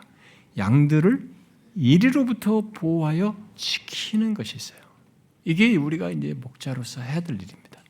목사는 이 사역 또한 잘 감당해야 됩니다. 그러나 예수님이나 바울이 하나님의 양무리를 공격하는 이리로 이렇게 말한 거, 이런 이리는 도대체 어떤 걸 얘기할까요? 그것은 양을 물고 가고 해친다고 이렇게 말한 것에서 알 수 있듯이 어떤 식으로든 양을 자신의 먹잇감으로 알고 해치고 상하게 하는 그런 모든 일을 포함해서 말할 수 있습니다. 그런 자는 우리 주변에 널려 있어요. 우리가 그냥 말씀만 전하면 다 된다고 생각하면 안 됩니다. 내 꼴만 먹이면 다 된다고 해요. 여기에는 이것이 같이 병행돼야 돼요. 양을 미혹하고 공격하고 자기 목적을 이루려는 대적들이 있어요. 그것이 이단이든 거짓된 가르침을 가르치는 사람이든 또 심지어 가까이 있는 누구든 악한 영의 도구가 되어서 양을 상하게 하는 자들까지 다 포함해서 생각할 수 있어요. 목회자의 목회 속에는 양들에게 좋은 꼴을 먹이는 것뿐만 아니라 양떼를 공격하는 이런 모든 것으로부터 양들을 보호하여 지키는 것이 있어서 목회자 자신이 굉장히 깨어 있어야 돼요. 이런 부분에 있어서요. 영적인 분별을 잘 하셔야 됩니다. 영적인 분별력이 있어야 됩니다. 이 시대 정신과 거짓된 가르침에 대한 이해도 있어야 돼요. 이 사람들이 그런 것 속에 있는지조차도 어떤 영향을 받고 있는지도 모르고 분별하지 못하면 거기에 대해서 이들을 거기서 건져내주지 못하는 겁니다. 어떤 사람들은 복음을 풍성히 전하기만 하면 뭐 양들은 다 잘 지킬 수 있죠. 뭐 이런 것 일이 뭐 그런 걱정하지 않아도 되죠. 이렇게 말할 수 있습니다. 그렇다면 왜 바울은 복음을 전하여 자기가 복음을 전해서 믿은 양들을 향해서 각 서신에서 분별하는 얘기를 합니까? 너희들이 왜 이런 데 넘어지고 저렇게 넘어지고 시험 든 거 이런 것들을 왜 거짓 교사에 영향받아 이런 것을 왜 지적하면서 얘기합니까? 자기가 복음 전하는 사람들인데. 그리고 왜 제가 오전에 읽은 그 본문 말씀대로 고린도서 4장 같은 말씀들이 그런 말을 왜 했을까요? 뭐 속임으로 행하지 않고 하나님의 말씀을 혼자 파괴하지 않는 것을 왜 구분지어서 말을 한 것입니까? 그런 모든 것은 복음으로 이끌어도 양을 상하게 하는 이리와 같은 자, 신자들을 미혹하는 악한 영의 역사가 현실 속에 있어요. 우리 목회 환경 속에 있어요. 영적인 역사, 이게 모든 게 영적인 역사, 이 영적인 역사에 맞물려 있어요. 그런데 우리 중에 이 같은 사실을 모르는 사람이 있습니까? 다 알지 않습니까? 그러나 오늘날 목회자들은 이 부분에서 의외로 둔합니다. 어떤 사람이 교회를 떠나거나 이단에게 빠진 것을 보고 그때 좀 심각하게 여깁니다. 그런데 그 심각함은 주로 이제 사람을 잃었을 때 더 심각하게 여겨요. 아닙니다. 일찍 시작되는 거예요. 그런 일은 이미 뭔가 현재 우리가 파악하기 전에 뭔가 진행돼서 결과로 나타나는 겁니다. 우리 목회 속에 있다고 할 이 양을 이리로부터 지키는 일을 평상시 해야 돼요. 평상시 같이. 평상시 안에서 이런 일이 결과물로 어떤 것이 진행되다가 나중에 내가 알게 된 결과를 보게 되는 것입니다. 우리들이 목회 가운데 양들을 이리로부터 지키는 사역은 주로 에베소 4장에서 말하는 어린아이 같은 사람들에게서 주로 나타나긴 합니다. 그러나 기존 사람이라 할지라도 좀 있던 사람에도 시험에 들고 공격당하기 쉬운 내면 상태를 가지고 있으면 이런 악한 영의 공격이 받아요. 그럼 미혹될 수 있어요. 근데 요즘은 종교적인 이단이라는 어떤 섹트들에 의해서 아니라 잘못된 가르침, 사상의 영향을 받아가지고 거기다가 이 종교적인 기독교 내가 여기서 배운 것을 믹스업해가지고 그걸 고집을 부리는 사람도 있습니다. 이런 것까지 확장해서 우리는 이들이 미혹되지 않도록 바르게 잘 꼴을 보고 잘 자라도록 하는 차원에서 이 부분도 우리가 사역을 잘 해야 되는 것입니다. 따라서 우리는 바울이 각 교회에 보낸 편지에서 복음을 듣고도 거짓 교사와 사단의 간계한 역사로 그의 가르침에서 멀어진 자들에게 복음만 말하지 않고 거짓 가르침들을 분별하도록 한 것을 기억하고 우리도 같이 해야 돼요. 양을 목양하는 것을 꼴 먹이면서 이리부터 지키는 이 두 가지를 병행해야 되는 거죠. 그것을 위해서 복음을 말하되 우리가 앞서서 이 컨퍼런스에서 말한 이 파이브 솔라를 그죠? 이 파이브 솔라를 굉장히 중요하게 가르쳐야 됩니다. 근데 이 파이브 솔라로 말한 내용 자체를 말하는 게 아니라 그 내용으로 말하는 이런 것들에 내가 소화돼서 그런 것에서 타협이 일어나지 않도록 해야 돼요. 특히 쓰리 솔라 이제 오직 그리스도, 오직 은혜, 오직 믿음에서 타협이 생기지 않아야 됩니다. 복음의 핵심인 이 쓰리 솔라마저도 이게 변질되고 있는 게 우리 현실이란 말이에요. 잘못된 신앙과 삶으로 이끌게 됩니다. 그런 걸 듣게 되면 그것을 이제 한두 번 교리 공부를 할 수 있는 정도는 아니에요. 모든 말씀 속에서 함께 이런 것들을 연결해서 분별하도록 가르쳐야 됩니다. 그것이 평상시에 계속돼야 되는 거죠. 이에 더하여 하나님의 양무를 치는 것 속에는 목자로서 가질 또 다른 것이 있습니다. 세 번째, 그것은 사도 베드로가 우리 목양 사역과 관련해서 이제 실천적으로 말한 내용이죠. 바로 베드로전서 5장에서 말한 대로 우리가 목양할 때 세 가지 하지 말라와 세 가지 하라를 하는 것입니다. 억지로 하지 말고 하나님 뜻 따라 차원함으로 하고 더러운 이득을 위하여 하지 말고 기꺼이 하며 주장하는 자세로 하지 말고 양무리의 본이 되라라는 것을 갖는 것입니다. 우리는 여기서 또다시 소극적인 것을 갖는 것 속에서 그에 뒤따르는 적극적인 것을 가질 수 있다는 것을 보게 됩니다. 사도 베드로가 이 말을 했을 때는 우리의 목회 세계에 부정적으로 말한 이런 유혹이 있기 때문에 지금 이런 얘기를 한 것이겠죠. 우리들이 언젠가 이제 힘들 때가 있어요. 사역하다 보면 힘들고 어려울 때 자원함으로 하기보다 억지로 하게 될 수 있어요. 그렇죠? 무슨 일이든 지쳐든 어떤 일을 하든 이럴 수 있습니다. 이게 하나님의 양무리를 내가 지금 치는 것인데 하나님의 양무를 치면서 내가 어떤 일로 인해서는 어렵고 힘들 때 자원함으로 하지 않고 억지로 해요. 이것은 여러 가지 연결되어 있습니다. 꼴을 잘 못 먹이는 걸로 연결되든지 어쨌든 다 영향을 미치는데 그런 일을 경험할 수 있어요. 또 형편이 어려울 때 어떤 이유로든 사역의 동기에 물질의 이런 이익을 구하는 마음으로 사역하고자 하는 유혹을 받을 수도 있어요. 내가 현실이 어려워가지고. 또 주님처럼 사랑으로 목양을 하지 않고 주장하는 자세로 그야말로 지배적인 모습으로 할 수도 있는 거예요. 이런 유혹이 있죠. 사도 베드로는 그것을 하나님의 양무를 치는 목회자의 모습이 아니다는 거죠. 그런 유혹에 넘어가지 말라는 것입니다. 여러분들은 이런 유혹을 받지 않았습니까? 저는 주장하는 자세를 가져봤어요. 그런 모습과 태도를 취한 적이 있습니다. 물론 크게 후회했고 하나님께 회개도 하고 그랬습니다만 그것은 물론 나의 목자 되신 주님이 내게 한 것을 잊었기 때문에 그런 일을 했다라는 것을 금방 깨달을 수 있었습니다. 그래서 항상 주님을 생각하죠. 주께서 어떻게 나를 목양하시고 우리를 목양하셨는지를 생각하는 거죠. 그러면서 영혼을 돌보려고 하는 그런 마음을 갖게 되는데, 그러나 사실 이 사도 베드로가 말한 이 내용들은 모두 우리들의 의지로 할 수가 없어요. 제가 경험상으로 보면 우리 자신의 의지로는 할 수 없습니다. 그것은 주님이 내게 먼저 어떻게 하셨는지를 알고 그 주님을 바라보며 그 주님을 의지함으로써만 할 수 있다고 봐요. 저의 경험입니다. 이런 부분은 성경이 말하는 것이기도 한데 제가 이제 경험적으로 그런 것이에요. 이것은 내 개인의 어떤 본성과 의지로는 안 된다고 봐요. 바로 우리의 목자장 되신 주님이 우리의 선한 목자로서 우리를 구원하고 이끄는 일을 억지로 하지를 않았어요. 그분이 하늘 보좌를 우리 여기 오셨단 말이에요. 하나님이 육신이 되어 오셨는데, 근데 여기에 기꺼움이 있는 거예요. 자원함을 하셨어요. 그리고 우리를 구원하시기 위해서, 우리를 구원으로 이끄는 이 과정에서 더러운 이득을 위하여 하지 않고 기꺼이 기쁨으로 하셨어요. 또 우리의 주권자로서 얼마든지 주장하는 자세를 가지셔도 할 만한데, 할 말이 없는데 그는 우리를 사랑하여 자신을 주는 목자의 모습을 보여주셨어요. 저는 우리들이 목양할 때 항상 기억할 사실이 이것이라고 생각합니다. 제가 지금까지 목회하면서 저의 부족과 문제를 인정하면서 수정할 수 있었던 것은 이 같은 나의 선한 목자 되신 예수 그리스도를 기억함으로써요. 이 주님 때문입니다.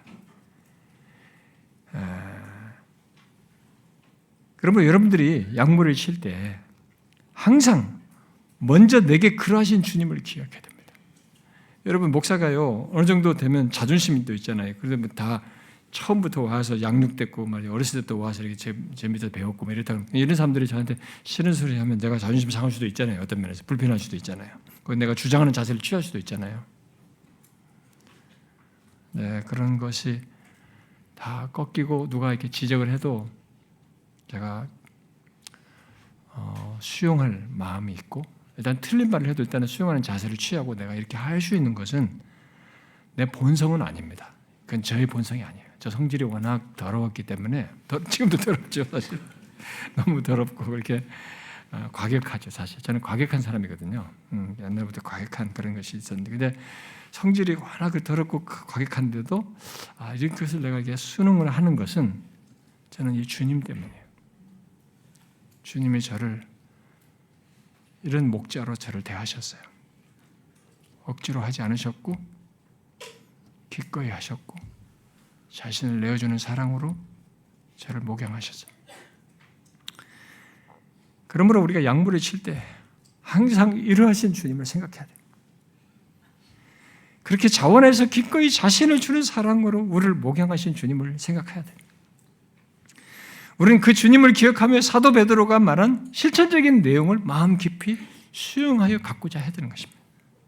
특히 아무리 양들을 잘 먹이고 이리로부터 양들을 잘 보호하고 지켜도 우리들이 탐욕을 품고 행하거나 교만하게 행하며 주장하는 자세로 사역을 한다면 하나님의 양무리가 우리로 인해서 시험 들고 어려움을 겪을 수 있다는 것을 기억하고 이 실천적인 내용을 깊이 수용하여서 갖고자 해야 되는 것입니다. 리차드 박스터가 목사들에게 이런 말을 했어요. 단 한 번의 교만하고 오만한 말이, 한 번의 쓸데없는 논쟁이, 한 번의 탐욕스러운 행위가 수많은 설교를 무용지물로 만들고 여러분이 그토록 애써왔던 수고의 결과를 날려버릴지도 모른다. 저는 저의 남은 사역 몇 년의 목회조차도 제 자신의 힘으로는 이 박스터가 말한 것을 잘 경계하여서 사역할 자신이 없어요. 그래서 주님의 은혜를 구하면서 항상 주께서 선한 목자로서 앞서서 저를 위해 어떻게 행하신지를 기억하면서 가고자 하고 구하고 있습니다. 근데 코튼 마차가요, 엘리엇이라는 사람에 대한 전기에서 그의 사역을 말하는 가운데 이런 말을 했어요. 교회를 지도하는 것은 대단히 많은 어려움과 시험과 수치를 수반하는 일이므로 하나님의 아들의 부르심 외에 어떤 것도 이 사역을 감당하도록 힘을 주지 못하는 것, 그것을 그는 알았다. 그걸 알고 사역했다는 거예요. 그 많은 수치와 어려움을 어떻게 저 사람이 잘 감당할 수 있었을까? 하나님의 아들의 부르심 외에는 다른 것이 없는 거예요. 그러니까 주님 외에는 이런 것을 감당할 힘을 얻을 데가 없는 거예요. 저는 목회 속에 유혹이든 힘든 것이든 그 어떤 것이든 그 모든 것들로 무너지지 않고 목회 사역을 잘 감당할 수 있는 것은 이 사람이 말한 대로 우리를 부르신 하나님의 아들, 우리의 선한 목자이신 예수 그리스도를 바라보고 그가 나를 불러서 세우시고 나를 이렇게 먼저 행하신 것을 기억하면서 사역하는 것이다라고 생각합니다. 그런데 그것은 모든 목회자들이 똑같이 가질 간구와 마음이다라고도 저는 믿어요. 실제로 우리는 우리의 목회의 동력을 우리를 그리스도로 말미암아 화목하게 하시고 화목하게 하는 이 직분을 주신 하나님, 그런 특권을 갖도록 우리를 죄에서 대속하신 우리 주 예수 그리스도 외에 다른 데서 얻지 말아야 됩니다. 아무리 힘들고 외롭고 시험이 거세어도 이 부르심이 얼마나 복되고 영광스러운지를 기억하고 거기서 모든 목회의 힘을 얻어야 된다. 제가 어제도 얘기했죠. 우리는 그 특별한 부르심 속에서 죄와 사망 아래에 있는 자들을 그런 세상으로부터 하나님과 화목하게 하는 특별한 사역을 위해서 부름받은 자인 것을 알고 거기서 힘을 얻으면서 이 영광스러운 일을 잘 감당하고자 해야 된다라고 믿습니다. 지금까지 말한 이 세 가지 목양과 관련된 내용이에요. 자, 이제 제가 마지막으로 강조하고 싶은 것이 있습니다. 그것은 목회자의 앞에 오전에 끝에 말한 그 얘기를 다시 하고 싶습니다. 목회자의 정체성입니다. 저는 이것을 다시 말하고 싶어요. 오늘날 목사들이 포스트 모더니즘의 영향을 받아서인지 목사가 되고서도 정체성의 혼란을 겪습니다. 그리고 개척해서 수년의 세월을 지나고 탈진하고 지친 목사들도 이 목회자의 정체성의 혼란을 겪어요. 세월이 제법 지났는데도 만약 부르심 받지 않아서 그런 것이라면 어떤 사람이 그런 것은 뭐 긍정적으로 생각할 수 있어요. 그러나 하나님과 화목하게 되고 목사로 부름받은 것이 분명하다면 그 무엇보다도 그 사실 속에서 우리는 자신의 정체성을 분명히 가져야 합니다. 바로 하나님께서 그리스도로 말미암아 나를 화목하게 한 이 영원한 사실, 그 무한한 사랑에 그 사랑이 내게 있다라고 하는 사실을 보셔야 하고 또 그것을 넘어 심지어 다른 사람들까지 하나님과 화목하게 하는 이 사실을 내게 맡기신 것이 너무 특별하고 신적인 이유임을 받은 것이다 라는 것을 생각해야 되고 그리고 그 영광스러운 사역을 하게 하시고 계속 하나님과 화목하는 관계를 누리도록 이끄는 돕는 직분을 내게 주셨다는 것으로 인해서 우리는 감사하면서 이것이 얼마나 복된 자리인지 기억하면서 사역을 해야 된다라고 생각합니다. 이미 말한 대로 우리가 갖게 된 이 직분은 삼위 하나님이 관여해 계십니다. 그 삼위 하나님이 관여해서 갖게 된 직분입니다. 목회자는 그런 자예요. 자, 생각해 보십시다. 한 개인의 구원에도 삼위가 관여되어 있습니다만 특별히 하나님이 자신의 뜻을 이루기 위해서 앞서서 이루기 위해서 특별히 이 직분까지 관여해 계시는데 관여에 삼위 하나님 다 관여해 계세요. 그러면 한 신자가 된 것도 감사하지만 이런 직분을 감당하는 데서도 삼위가 관여한 일을 나에게 맡기셨다고 하면 이건 얼마나 내게 영광스럽고 복된 것입니까? 이것을 우리가 좀 생각을 해야 된다. 목회자는 그런 자이다. 우리의 목회 환경이 어떠하든 또 어떤 부족을 갖든 우리는 일단 우리가 가진 이 정체성은 바뀌지 않는 것입니다. 그러므로 목회자 여러분, 이 놀랍고도 복된 자신의 정체성을 기억하고 주께서 부르실 때까지 충성스럽게 목회자의 길을 가고자 하십시오. 아무리 시험이 많고 힘든 상황과 현실이 있다 할지라도 그러고자 하라는 것입니다. 그런 경험을 할 때 눈에 보이는 어떤 결과들로 자신을 판단하지 마십시오. 트립은 목회자들에게 자신의 정체성을 둘 중 하나를 선택하는 것으로 얘기했습니다. 목회자들도 자기의 정체성을 둘 중에 하나로 택한다는 거예요. 하나는 사역에서 찾으려고 애쓰는 것이고 다른 하나는 그리스도 안에서 우리에게 주어진 정체성을 확고히 붙잡는 것이다. 사역자들도 자기의 정체성 이 두 가지 중에 하나를 택해서 갖더라는 거예요. 여러분은 어떻습니까? 여러분 이 두 가지 중에 어떤 것에서 자기 사역자의 정체성을 갖고 있습니까? 그리스도 안에서 주어진 정체성에 두고 사역하고 있습니까? 그래야 되는 것입니다. 드립이 말하는 것을 들어보십시오. 사람들이 우리를 어떻게 생각하든 크게 염려하지 말라. 다시 말해 용기와 희망과 평화와 안식, 삶의 이유를 다른 사람들에게서 찾으려고 해서는 안 된다. 다른 사람들이 우리에게 어떻게 반응하든 크게 염려할 필요도 없고 우리를 비난하는 사람들을 지나치게 두려워할 필요도 없다.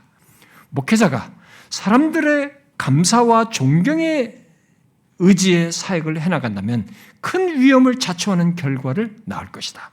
우리는 그리스도의 몸의 사역을 필요로 하는 존재로서 그 사역을 기꺼이 받아들여야 한다. 그러나 사람들의 의견에 따라 마치 롤러코스터를 타듯 불안한 마음으로 이리저리 흔들릴 필요는 없다. 우리는 하나님의 자녀라는 안전한 정체성을 이미 확보했기 때문이다. 따라서 비판의 말을 들을 때 당혹스러워할 필요도 없고 다른 사람들의 의견에 따라 우리 자신과 사역의 방향이 이리저리 흔들리게 만들 필요도 없다. 우리는 그리스도 안에서 정체성을 안전하게 확보했기 때문에 정직한 태도로 우리의 약점을 직시할 수 있다. 그렇게 할 수 있는 이유는 하나님 앞에서의 신분이 우리의 행위가 아니라 그리스도의 온전하신 복종에 근거하기 때문이다. 이 진리를 우리 자신에게 날마다 전해야 한다. 그랬어요. 저는 이 사람의 말에서 세 가지가 크게 와닿아요. 하나는 목회자가 사람의 감사와 존경에 의지해서 결국 사람들의 반응에 의지해서 사역한다면 큰 위험을 자초한다는 것. 그 정체성이 흔들리는 경험을 한다는 것입니다. 그러지 말아야 되죠.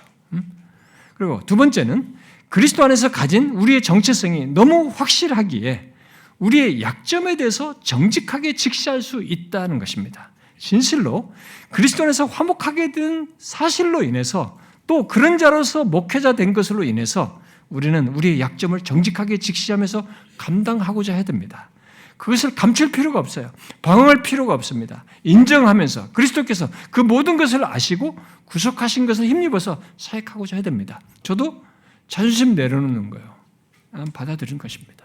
그것에 대해서 자유한 거죠. 정직하게 직시하는 거예요. 내 약점에 대해서 감추고 싶지 않아요. 직시하면서 수용하는 것입니다. 그리고 그가 또 한 가지 내용은 자신에게 있게 된 복음을 날마다 자신에게 전해야 한다고 한 것입니다. 이 같은 내용은 제가 참교육 모임에서도 몇 번 얘기했습니다마는 목회자는 화목하게 하는 직분을 받기 전에 먼저 그리스도로 말미암아 화목하게 된 자입니다. 그 사실은 우리의 존재와 삶, 그리고 과거, 현재, 미래까지 나의 영혼에 이르기까지 모든 것을 완전히 바꾼 사실이에요. 누가 이것이 뒤바꾸거나 흔들 수 있는 내용은 아닙니다. 그 무엇보다도 목사가 되기 전에 그리스도인이 되기 전에 내 본성이 전부이고 그에 따라서 죄를 지으면서 산 것이 전부이고 그로 인해서 저주와 심판을 받을 우리를 하나님께서 그리스도 안에서 그렇게 바꾸셨어요. 그런데 정작 우리들은 이 놀라운 복음을 다른 사람들에게는 열심히 전하면서 자신에게는 전하지 않음으로써 자신의 확고한 정체성이 흔들려요. 그래서 눈에 보이는 것에 따라서 쉽게 낙심을 하는 것입니다. 아닙니다. 우리는 그리스도로 말미암아 하나님과 화목하게 된 자로서 하나님과 화목하게 하는 복음을 전하는 자로 특별히 세움받은 자들입니다. 우리는 내가 바로 그런 자라는 사실을 다른 사람들에게도 부지런히 전할 뿐만 아니라 매일같이 자신에게도 전하면서 사역을 해야 됩니다. 이건 다른 얘기가 아닙니다. 우리가 같이 해야 될 일이에요. 사역 속에 포함된 얘기입니다. 사역자 여러분, 여러분들이 부름받았거든. 자신이 어떤 자인지에 대한 확신을 가지고 남은 평생 자신을 바꾼 하나님과 화목하게 하는 이 복음을 양들에게 충실하게 전하십시오. 그리고 자신에게도 충실하게 전하십시오. 양들에게만이 아니라. 그 복음이 자신을 위로하고 힘을 주고 더 나아가서 다른 사람들을 살리고 살찌우는 것을 보게 될 것입니다. 저는 우리의 목회가 목회자 자신부터 그리고 모든 양무리까지 화목하게 하는 이 복음 안에서 생명과 안식, 풍성함을 맛보고 경험하는 것이어야 한다고 생각합니다. 목회가 남들만을 위해 있는 것이 아니에요. 이 목회 속에서는 이 화목하게 하는 복음으로 인해서 나도 똑같이 생명과 안식과 풍성함을 맛보고 경험해야 됩니다. 이 부분은 자격이 없음으로 인해서 양까지 없게 되는 일이에요. 당연히 우리가 같이 이 부분은 나안에서도 경험하고 가지려고 해야 됩니다.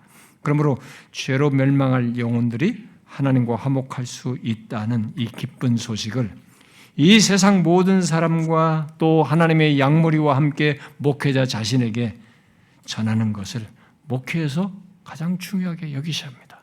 이 복음은 나 외 밖에만이 아니라 나까지 전하는 것인 줄 알고 이것을 굉장히 중요하게 여기셔야 합니다.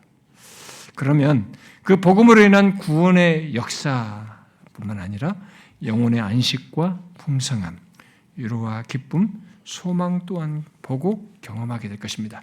목사가 이걸 경험 못하면 나의 핍절함 때문에 이들도 같이 핍절해져요. 일하면서 지치지 말아야 됩니다. 그런 목회를 할 수 있기를 하게 해주시기를 주께 구합니다. 그런데 그 가운데서 제가 마지막으로 한 가지를 인용해 드리고 싶은 게 있습니다. 우리의 목회 속에서 주께서 원하시면 지금 말한 이런 목회 속에서 경험하는 걸 넘어서는 성경에 충실한 목회 속에서 있는 또 다른 하나의 놀라운 은혜의 역사를 우리가 같이 구하면서 목회를 하면 좋겠다 생각이 듭니다. 그건 뭐냐면은 먼저 성경에 충실한 목회를 했던 믿음의 선배의 사역 속에 하나님께서 자신의 비상한 은혜를 부어주시고 그래서 그 역사를 보는 참 목회 사역 속에 가장 행복한 순간을 경험하는 그런 일을 우리의 목회 속에서도 보면 좋겠어요. 그게 한 사례를 제가 얘기하고 싶습니다. 그것은 로버트 머레이 맥체인의 사역 속에 있었던 일입니다. 로버트 머레이 맥체인 목사가 자신의 사역 속에서 복음을 전하고 참 순전하게 하나님의 말씀을 친실하게 전했습니다. 그런데 거기서 놀라운 역사들이 계속 있었습니다. 그래서 나중에 그 던디 주변에 있었던 그 스코틀랜드의 몇몇 주변 교회들이 아마 오늘날 말하면 우리 뭐 이제 시찰 뭐 이런 목회자 모임이든 뭐 노예든지 여기서 당신의 사역 속에서 있었던 이런 역사를 좀 보고해달라라고 했습니다. 그래서 그 보고서를 작성해서 그들에게 보여준 겁니다. 그 보고서의 내용 속에 로버트 머레이 맥체인 목사가 쓴 자기 사역 속에 있었던 것에 대한 내용입니다. 그걸 제가 읽어드리겠습니다. 이것은 우리가 목회 속에서 소망할 내용이기 때문에 한번 귀담아 들어보십시오. 제가 돌아온 이후로도 설교 말씀에 매우 큰 능력이 함께하는 모습과 교인들에게 자신의 감정을 주체할 수 없을 만큼 영원한 것들이 아주 가까이 다가오는 모습을 자주 목격했습니다. 그런 때에는 숨조차 쉴 수 없는 위험 있는 침묵이 온 회중을 충만히 덮고 있었습니다. 청중들은 너무나 골몰한 나머지 몸이 앞으로 쏠렸고 진지한 사람들은 시온 왕의 화살이 그분의 능력으로 죄인들의 심장 중심부에 꽂히게 해달라고 기도하기 위해 자신들의 얼굴을 감쌌습니다. 그때 저는 많은 사람들의 마음에서 억제할 수 없이 솟구치는 한숨 소리를 들었고 많은 사람들의 눈이 눈물로 범벅이 되는 것을 보았습니다.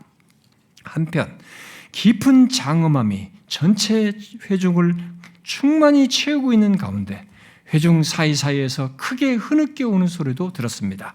또한 어떤 경우에는 개개인이 마치 화살에 찔린 듯이 큰 소리로 울부짖는 소리도 들렸습니다.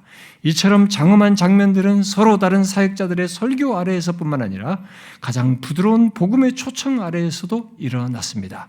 예를 들어 한 번은 사역자가 아가서 5장 16절에 그 전체가 사랑스럽구나라는 말씀을 가지고 부드럽게 말씀을 전하고 있을 때 한마디 한마디의 거의 모든 말에 사람들은 가장 비통한 고뇌의 울부짖음으로 반응했습니다.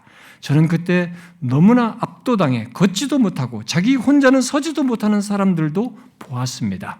저는 성도들이 충만한 기쁨을 통해 이와 유사하게 영향을 받는 경우를 알고 있습니다. 이러한 영적 각성이 제가 믿기로는 참된 회심을 낳은 경우들도 있음을 알고 있습니다. 저는 가장 겸손하고 온유한 사람들의 이름을 많이 댈 수 있습니다. 그들 모두 한때 깊은 고뇌 가운데 교회에서 크게 울부짖었던 사람들입니다. 또한 저는 조롱하러 왔던 무관심한 죄인들의 영혼이 깨어나 영적 눈이 열리고 하나님으로부터 임하는 복을 받은 경우도 알고 있습니다. 이같이 크게 소란한 표적들이 항상 회심을 낳는다거나 하나님의 성령께서 이보다 더 조용한 방식으로 일하시는 경우가 거의 없다고 믿지는 않습니다. 때로는 그분은 쏟아지는 비처럼 또 때로는 부드러운 이슬처럼 오십니다. 여전히 저는 우리의 잠자고 있는 회중들이 형제들아 우리가 어찌할꼬라고 부르짖게 만드는 그처럼 장엄한 때를 갈망하고 이를 위해 기도하는 것이 영혼의 구원을 바라는 모든 사람들의 의무요 특별히 사역자들의 의무라는 제 신념을 겸손히 말씀드리는 바입니다. 라고 했습니다. 이 전기작가를 쓴 스멜리는 이 보고서 내용 바로 다음에 이렇게 덧붙여요. 그렇습니다. 사방에서 불어오십시오. 오 하나님의 숨결이여. 우리 목회 중에 이 같은 역사가 있기를 소망하면 좋겠어요. 그저 한번 큰 거 터지는 허황된 생각이나 기대가 아니라 앞서 말한 성경에 충실한 목회를 하는 가운데 그 무엇보다도 진실됨과 하나님 앞에 진실함으로 목회를 하는 가운데 이런 놀라운 은혜를 맥케인 사역 속에 주셨던 것처럼 우리에게도 주시기를 구하면서 우리가 사역 속에 이런 놀라운 하나님의 숨결을 경험하는 일이 우리 공동체에 있게 해주십시오. 저의 성경에 충실한 목회를 하는 가운데 몇 명이 안 되더라도 하나님의 숨결이 우리 크게 임하여서 나타나는 이 역사를 보게 해주십시오. 라는 이런 간구 속에서 목회를 하면 좋겠어요. 여러분 우리는 우리들의 노력에 의해서 설교를 잘하고 영상을 쏘아서 많은 사람들이 영상을 보고 어디서든지 예수를 믿던 사람들이 교회를 많이 찾아오는 걸 그리고 있습니다. 그걸 기대하고 있습니다. 그거 좋아하지 마십시오. 단 한 명이라도 나의 이 성경에 충실한 목회 속에서 회심하고 거룩하게 변화되는 걸 보고 특별히 이렇게 하나님께서 주시는 진정한 역사를 보고자 하는 것이 나는 더 좋다고 봐요. 그래서 오늘날 우리들의 이런 매체를 통해서 교회가 빨리 커지고 자립하고 이런 것을 먼저 그림을 그리는데 그 그림 그리지 말고 성경에 충실한 거예요. 그리고 하나님이 진짜 하시는 걸 보는 겁니다. 그리고 이렇게 큰 은혜를 자신이 나타내실 수 있어요. 근데 이런 역사를 누구에게 나타내냐? 성경에 충실한 목회를 하는 사람이에요. 진실함으로 목회하는 사람, 맥체인같이 하는 사람이에요. 아무렇게나 택하지 않는 것입니다. 그런 현장 속에 있는 것입니다. 저는 우리들이 그런 사역을 하는 것 속에서 이런 하나님이 일하시는 걸 보고 경험할 수 있기를 바라고요. 우리 교회 각각의 사역의 현장에서 이런 역사가 있기를 소원합니다. 같이 구하면 좋겠어요. 기도하십시다.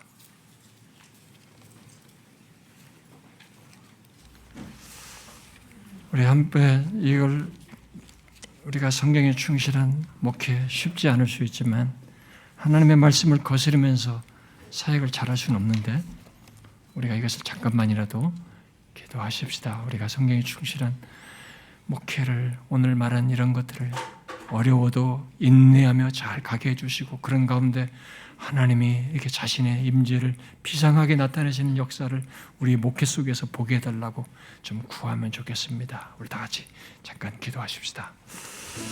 하나님 아버지 감사합니다. 시간에 하나님 앞에 우리가 서서 같이 기도합니다. 우리에게 주신 이 사역의 길을 통해서 우리가 분명히 보게 하여 주옵소서.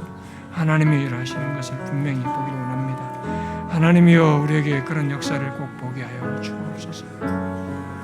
하나님이 이런 모든 일에서 일하시는 것을 아버지여 우리를 불쌍히 여기서 성경에 충실한 목회를 인내하며 잘 감당하는 저희들이 되게 하여 주십시오. 그리할 수 있도록 우리에게 은혜를 부어주시기를 구합니다. 거룩하신 하나님 우리를 불쌍히 여겨주십시오. 하나님 이런 가운데 주의 성경 우리에게 불어오는 것을 보기를 바랍니다. 이런 놀라운 역사를 우리가 보고 싶습니다. 아버지여 우리의 사역 속에서 이런 시간을 우리에게 허락하여 주옵소서. 인내하며 한 영혼들이라도 주께서 우리 가운데 자신의 숨결을 보게 나타내시고 우리를 변화시키는 이런 놀라운 역사를 보게 하여 주옵소서. 아버지여 이런 은혜의 역사가 우리 가운데 각 교회들 참되는 모든 교회들 속에서 있게 하여 주옵소서.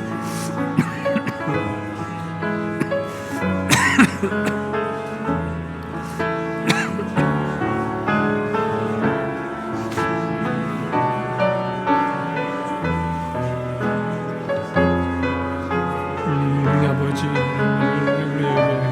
하시는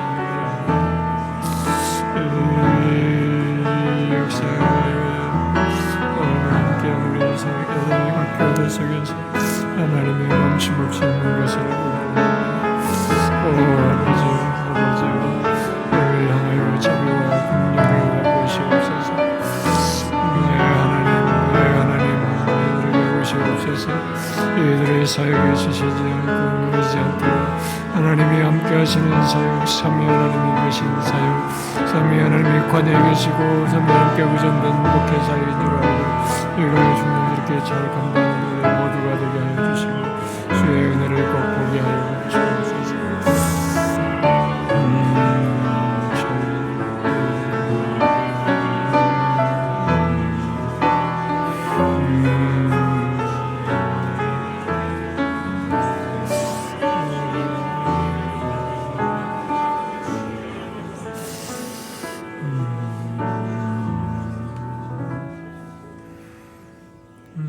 하나님 아버지, 저희들이 우리 자신을 보면 목회자로서 어떤 것도 이렇게 말할 수 없을 만큼 자격이 안 되는 자이지만 그런 우리를 그 영광스러우신 하나님, 유일한 판단자이신 하나님께서 친히 불러서 하나님과 화목한 자로 또 다른 사람까지 화목하게 하는 이 직분을 감당하는 이 복된 자리로 불러주셔서 너무 감사합니다. 우리는 우리의 무엇으로는 이 영광스러운 사역을 잘 감당할 수 없지만 하나님과 원수된 자가 하나님과 화목하게 하는 이 일을 우리를 하도록 부르셨는데 이 일을 우리 스스로 하라고 하는 것이 아니고 하나님이 하시는 것에 철저하게 도구로 사용되라고 그를 의지하여 하라고 한 것이 온즉 주님 의지하며 이 사역을 잘 감당하고 싶습니다. 하나님 이 성경에 충실한 이 목회를 우리가 좀 힘들어도 인내하며 잘 감당할 수 있도록 도와주시옵소서. 우리 연약함이 노출될 때마다 성령이여 교정시켜 주시고 기꺼이 우리의 연약함을 인정하며 주님 바라보며 이 사역의 길을 굳건히 갈 수 있도록 도와주시옵소서.